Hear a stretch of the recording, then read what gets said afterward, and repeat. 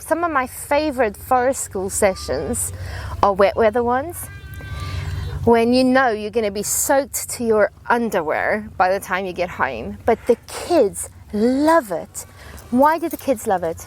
Because normally when it starts raining, it's like, oh, come inside, you're going to get wet. You know, schools, wet weather play, come on, you know, it's drizzling. And I can understand why a school does it. It's difficult to have 30 wet and cold kids in the class. I get that.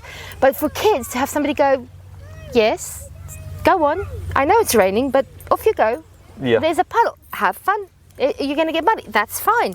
You know, kids kind of go, really? And they love it. So our favorite sessions are always these crazy wet weather sessions where you're just like, oh man, I so need a shower. But the kids come alive in it. It's like the child that was down in the sea at the end of the session, just lying right where all the seaweed was, just lying like flat on the front in there, just covering themselves in with seaweed. Mud. And it's like, swamp monster. that was just sensation and everything, but not something I would particularly want to do. But there's a part that you should really experience that as Absolutely. a child. I mean, you should be in touch with all the sensations and everything else and be comfortable. But we often say this, don't we? When I was a child, we used to blah, blah, blah, blah. And I don't mean sort of, you know, swim upstream 5 miles to get to school. But, we used to have such freedom. We used to do things that our parents didn't necessarily even know about or question. And, you know, if you got home dirty, nobody sort of went, oh, come on, you know. It was just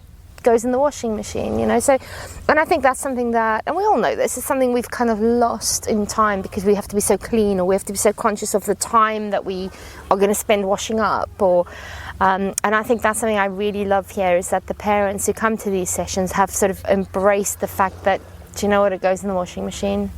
Yeah.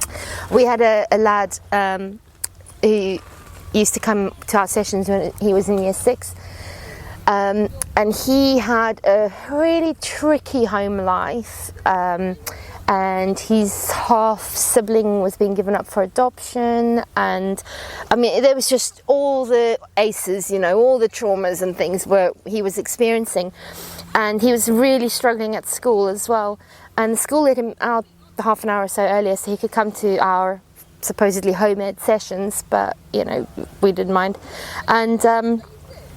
And one session it was raining, and he came out the car, and you could see he wasn't right, and he started playing in a puddle, and within 15 minutes he was lying in the puddle doing like snow angels, mud angels in this, and he was laughing, and he was just, we were off doing something else with the group, you know, and he was just there. We were sort of keeping an eye on him, and his guardian who was bringing him along kind of just stood there going, oh God. But she was, you know, it was fine. She got that he needed that. And in the end, I mean, he didn't stay very long. It was winter, it was raining, and he was covered in mud. He left after about half an hour, 45 minutes.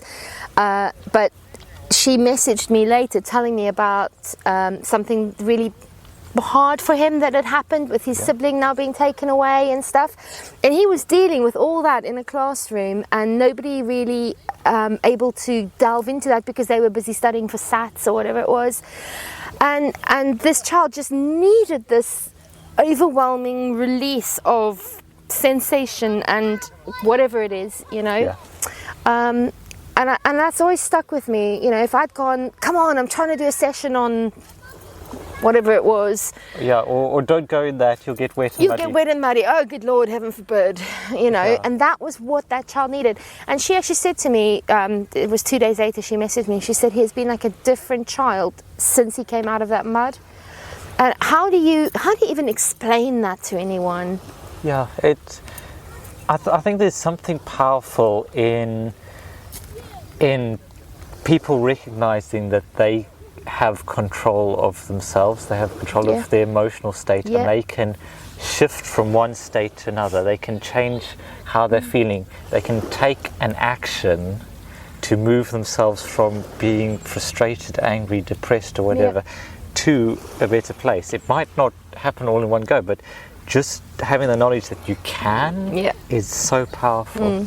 Absolutely. And that's why for me, although Jeff works in schools all around the island, I tend to work on the beach or in the forest, because I really value the fact that children, from a therapeutic point of view, if you just try and do a session at school, they're still in that school persona.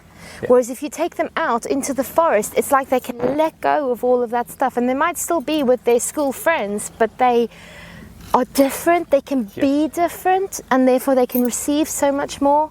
So it's something that I quite stipulate. I have done work at schools, but it is very much my last choice because of that ability to just explore, find something different. It's this really trite saying that if you keep doing things just the way you've always done them, you'll keep getting the same results. Yeah. Exactly. And I think it's exactly the same. You take them out into the forest and you let them experience it in a different way, you're going to come back with different results.